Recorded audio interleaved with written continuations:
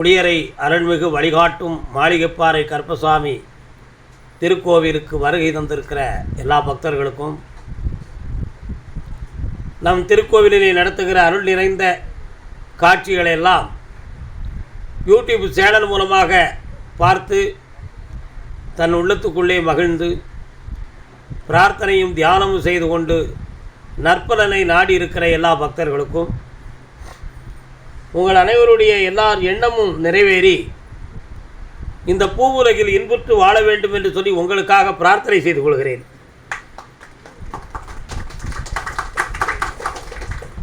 மனம் நிறைந்த ஒரு வழிபாடுதான் தெய்வ வழிபாடு என்பது.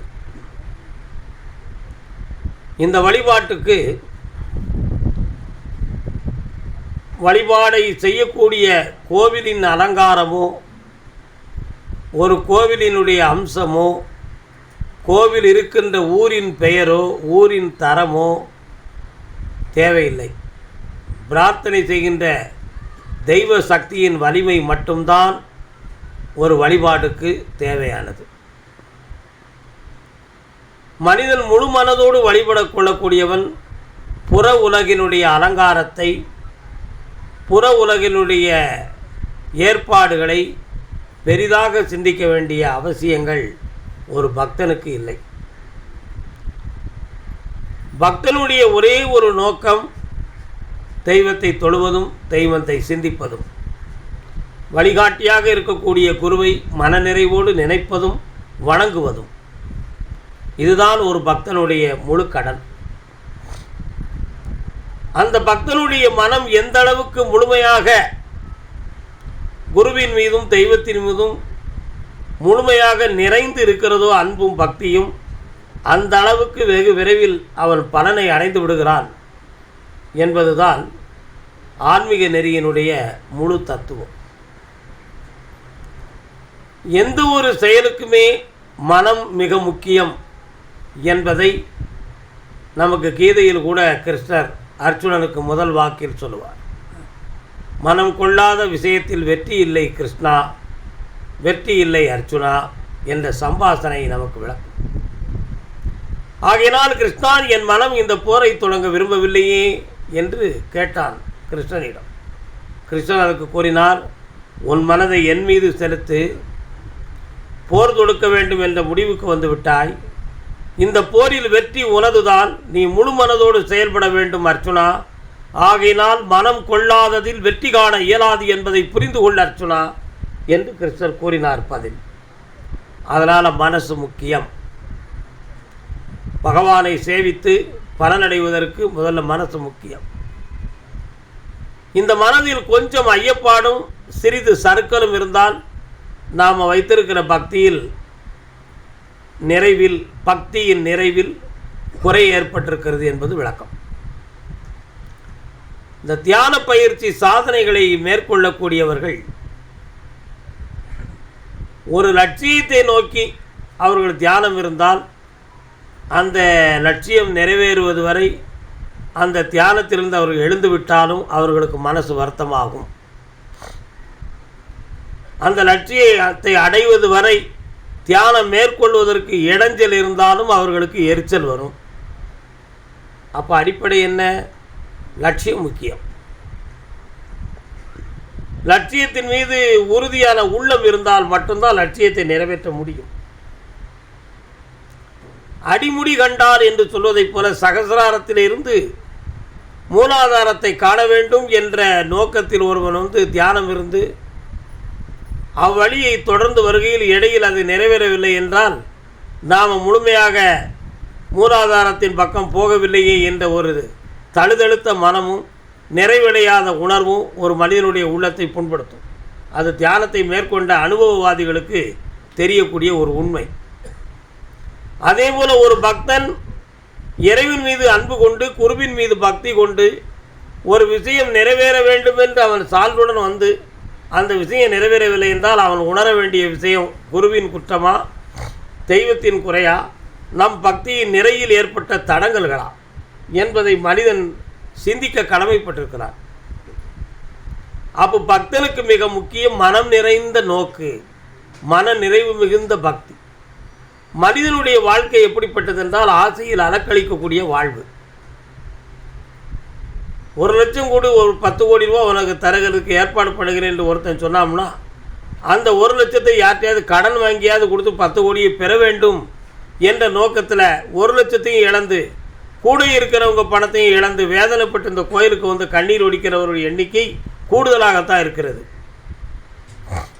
அப்போ அந்த 1 கோடி ரூபா தாரம்னு சொன்னானே அவனுடைய குற்றமா? 1 கோடி ரூபா கிடைக்கும் என்றது ஆசைப்பட்டானே இது அவனுடைய குற்றமா? யாருடைய குற்றம்? 1 லட்சத்தை வாங்கிக்கிட்டு ஒருத்தன் பல கோடி கொடுப்பான் என்று சொன்னால் இந்த உலகத்தில் சிலாக்கியமாகுமா? அது சரியாக இருக்குமா? அப்படி கிடைக்கிறதுக்கு யார் இந்த உலகத்தில் அறிவு குறைவுடையவர்கள் இருக்கிறார்கள் என்பதை இந்த 1 லட்சம் கொடுத்தவன் தானே உணர வேண்டும். பல கோடி தருகிறேன் என்று சொன்னவன் ஏன் உணரணும்? அவன் ஏமாற்ற தயாரானவன் அல்லவா? அப்போ கொடுத்தவன் தான் குற்றவாளி, வாங்கியவன் குற்றவாளி அல்ல. ஏன்னா வாங்கினவன் வந்து ஏமாற்றுறதுக்காக வாங்குறான், கொடுக்குறவன் வேணுங்கிற ஆசையில் கொடுக்குறான். அப்போ ஆசைப்பட்டவன் தான் சிந்திக்க வேண்டுமே தவிர இந்த உலகில் அவனை சட்டப்படித்தான் தண்டிக்க முடியும், வேறு வழியே கிடையாது. அப்போ ஆசையில் அலக்களிக்கிற மனம் மனிதனிடம் மலிந்து கிடக்கிறது.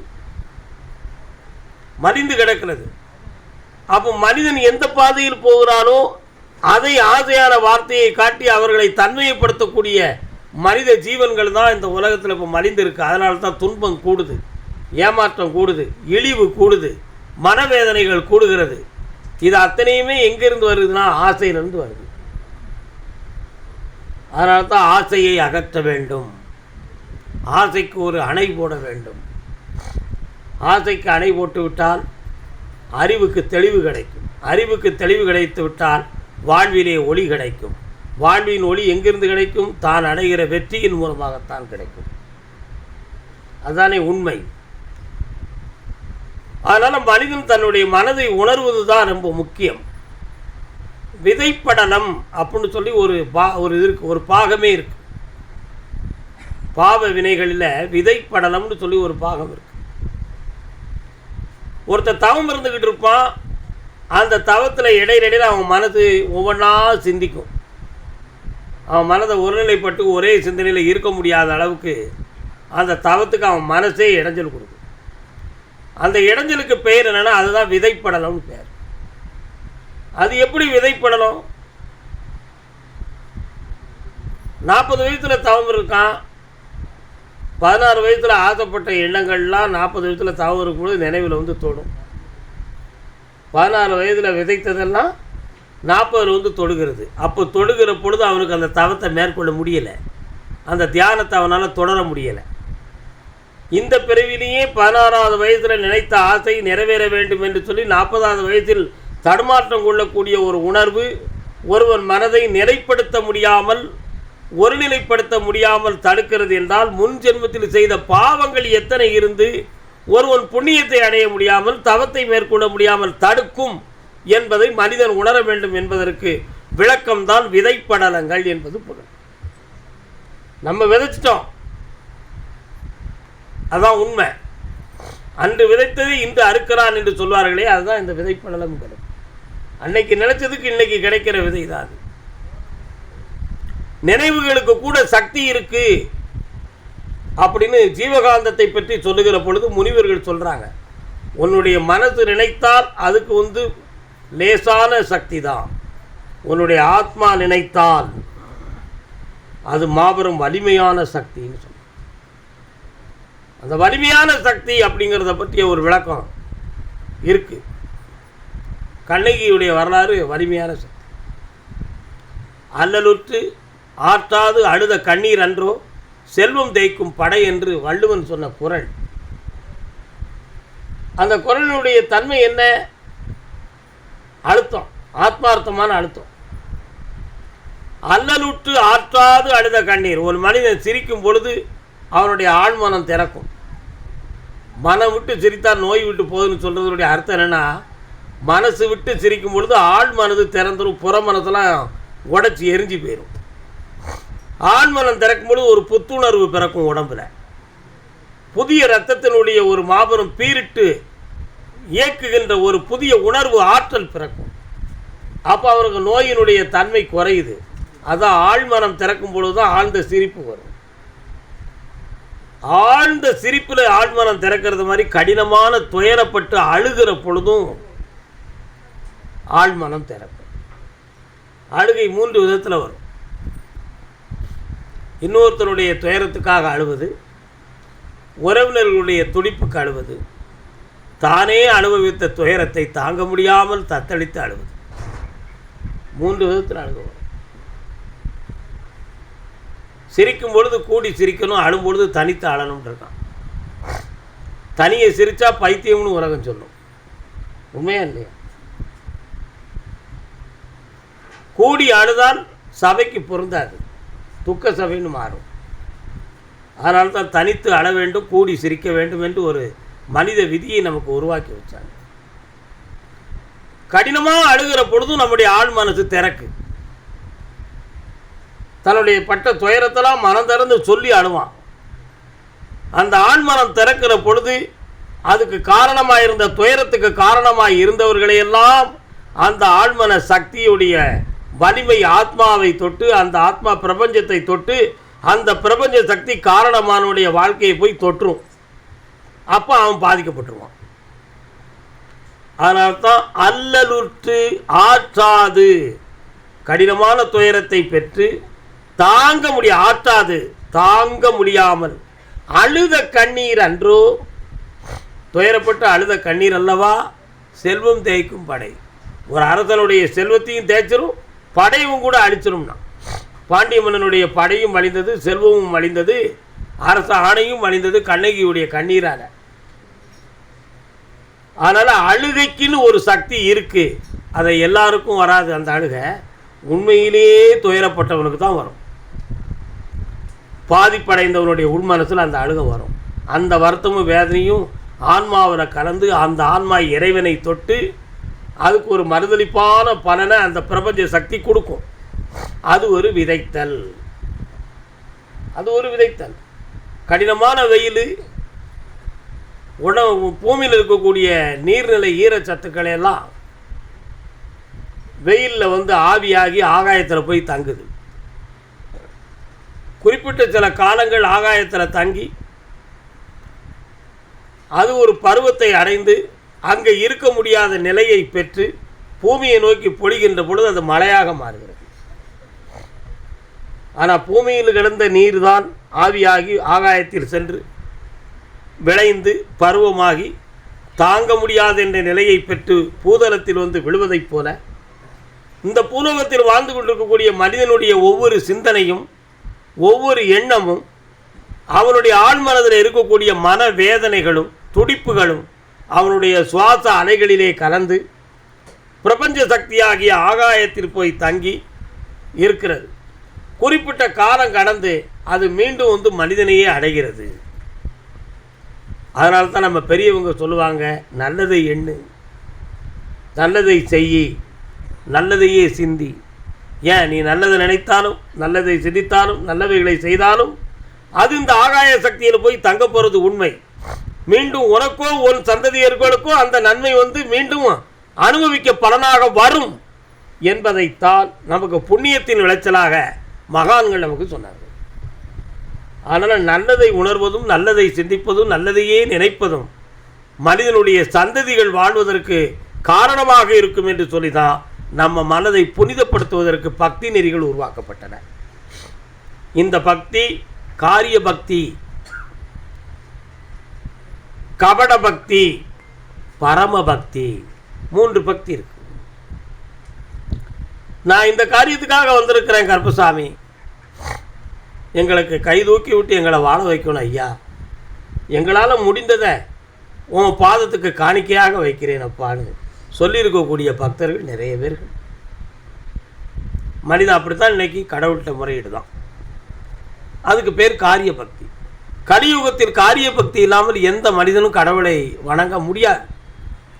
ஆகையினால் அது குற்றம் மிகுந்த பக்தியே அல்ல, அது ஒரு மனம் நிறைந்த பக்தி தான், அது தவறில்லை. கபட பக்தி, கடவுளுங்கிற சக்தியை பற்றி ஏளனமாக நினைத்துக்கிட்டு கடவுள் வேஷம் போட்டுக்கிட்டு அந்த சக்திக்கு மாறாக நடந்து கொள்ளக்கூடிய தன்மையை கபட பக்தி. ராவணன் கபட பக்தி, மகிஷாசூரன் கபட பக்தி, இப்படியெல்லாம் பற்பலவர்கள் கபட பக்தியில் இருந்தாங்க. சூரன் கபட பக்தி. இவங்களாம் கபட பக்தி கொண்டதுனால உலகத்தில் இழிவுபட்டு தன் வாழ்க்கையை முடித்து கொண்டவர்கள். உலகத்தினுடைய சாராம்சம் நல்லவருக்கும் தீயவருக்கும் இறப்பு என்பது சமந்தான். ஆனாலும் புகழோடு மறைந்தவர்களும் புகழற்று மறைந்தவர்களும் உலகில் உண்டு. மறைந்த பின்பு இந்த பூலோகத்தில் வாழ்ந்து கொண்டிருக்கின்ற புகழும் மனிதனுக்கு உண்டு. அதுவும் மனிதர்கள் இருக்கிறார்கள். இந்த மகான்கள், சித்தர்கள், யோகியர்கள், அவதார புருஷர்கள், சில நல்ல மனிதர்கள், உயர்ந்த தலைவர்கள் கூட இந்த உலகத்தில் பல பேர் உள்ளத்தில் வாழ்ந்துக்கிட்டு இருக்காங்க. அது அவங்க செஞ்ச நன்மைகள், அவங்க விதைத்த நல்ல விதைகள். அடுத்து பரமபக்தி. எத்தனை கோடி செல்வம் இருந்தாலும் சரி, அத்தனை செல்வத்தையும் பெரிதாக நினைக்காம இறைவன் சக்தி ஒன்றே பிரதானம் என்று நினைத்து தன்னை ஆண்டவருக்காக சரணாகதிப்படுத்திக் கொள்ளுதல், இறைவனுக்காக சரணாகதிப்படுத்திக் கொள்ளுதல், தன் உடலை, தன் உணர்வை, தன் ஆத்மாவை, தன் மனதை இறைமயமாக்கிக் கொள்வதற்கு தன்னுடைய சுய கர்வங்களையெல்லாம் விட்டுவிட்டு தன்னை இறைமயமாக்கிக் கொள்ளுகின்ற பரந்த நிலை, பரம்பொருளின் மீது பற்று கொண்டவன் பரமபக்தன் என்பது பொருளாகும். அவங்க தான் நம்ம சித்தர்கள், யோகியர்கள், மகான்களெல்லாம். இப்படி இந்த பக்தி நெறியில் எத்தனையோ நன்மையான ஒழுக்கங்கள்லாம் நமக்கு அதிகமாக இருக்கிறது. அடுத்த நாளைய பேச்சில் நம்ம சித்துக்களை பற்றி பேசுவோம். இன்றைக்கி நம்முடைய பக்தியில் நம்முடைய மனதை செலுத்த வேண்டும் என்பதற்காகத்தான் பக்தி நெறிக்கு மனம் முக்கியம் என்பதை பற்றி பேசியிருக்கிறோம். எப்பொழுதுமே நம்முடைய மனதை முழுமையாகவே இறைவன்கிட்ட செலுத்த வேண்டும். முழுமையாகவே நம்முடைய மனதை பக்திக்கு காணிக்கையாக்க வேண்டும். முழுமையாகவே நம்முடைய மனம் நிறைந்த உணர்வுகள் அதில் பங்கு கொள்ள வேண்டும். நம்முடைய மனதினுடைய பாங்கை, நம்முடைய மனதினுடைய லட்சியத்தை, மனதினுடைய நோக்கத்தை ஆற்றில் ஒருகால் சேற்றில் ஒருகால் என்று அறக்கழிக்காமல் நம்முடைய மனதை நம்ம பாதுகாக்கணும். வீட்டில் ஒரு நினைவு, இறைவனுக்கு ஒரு நினைவு வேண்டாம். இறைவனை பற்றி மட்டுமே நினை. நீ நினைக்கிறத இறைவன் அங்கே நினச்சிருவான், அது சரியாக போயிடும். இதுதான் அங்குடைய உண்மை. நீ எந்த இடத்திலே தோன்றி புகழோடு தோன்றுக, எந்த இடத்தில் எதற்காக தோன்றினாயோ அதை நீ புகழுடன் முடிக்க வேண்டும். அதுபோல நீ எதற்காக வந்தாயோ, எதற்காக நினைத்தாயோ அதில் உன் மனதை நீ முழுமையாக ஆழ்படுத்த வேண்டும். உன் மனது ரொம்ப முக்கியம். மனதை பங்கு வைக்கக்கூடாது, பாங்குடன் இணைக்க வேண்டும். கடவுளை பற்றி நினைக்கின்ற பொழுது வேறொரு விஷயத்தை நினைக்கக்கூடாது. வேறொரு விஷயத்தை பற்றி நினைக்கும் பொழுது நீ கடவுளை பற்றி கூட நினைக்கலாம், அது தவறில்லை. ஏனென்றால் அந்த விஷயம் கடவுளால் தான் நடத்தப்படும், உன் மனதால் நடத்தப்பட போவது இல்லை. ஆனால் இறைவனை பற்றி நினைக்கின்ற பொழுது இன்னொரு விஷயத்தை நினைத்தால் அந்த விஷயம் இறைவனிடம் உன்னை செலுத்துவதே இல்லை, உன்னை கொண்டு போய் சேர்ப்பதே இல்லை. ஆகையினால் இறைவனை பற்றி நினைக்கின்ற பொழுது நீ இறைவனை மட்டுமே நினை.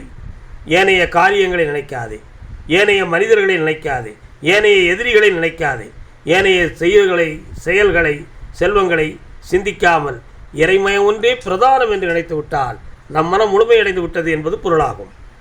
ஆக மனசு மிக முக்கியம். அந்த மனதுக்குள் தான் இறைவன் வாழுகிறான் என்ற சக்தியும் முக்கியம். அதனால்தான் நம்ம கோயிலில் எப்பொழுதும் மாசிலா மனமே ஈசன் கோயில் என்னும் ஒரு தத்துவத்தை அடையாள சின்னமாக எங்கும் எழுதி வைத்திருப்போம். எப்பொழுதும் பேசி கொண்டிருப்போம், எப்பொழுதும் நாம் சொல்லுவோம். எல்லார் மனதையும் மாசற்ற நிலையில் வைத்து பேசற்கரிய தெய்வமாம் கருப்பசாமியை ஈசனாக நினைத்து நம் உள்ளத்தில் கோயில் கொண்டு வைத்து இந்த உலக வாழ்வை ஆனந்தப்படுத்த வேண்டும் என்று சொல்லி அருள் வாக்கை தொடங்குவோம். வாழ்க, வணக்கம்.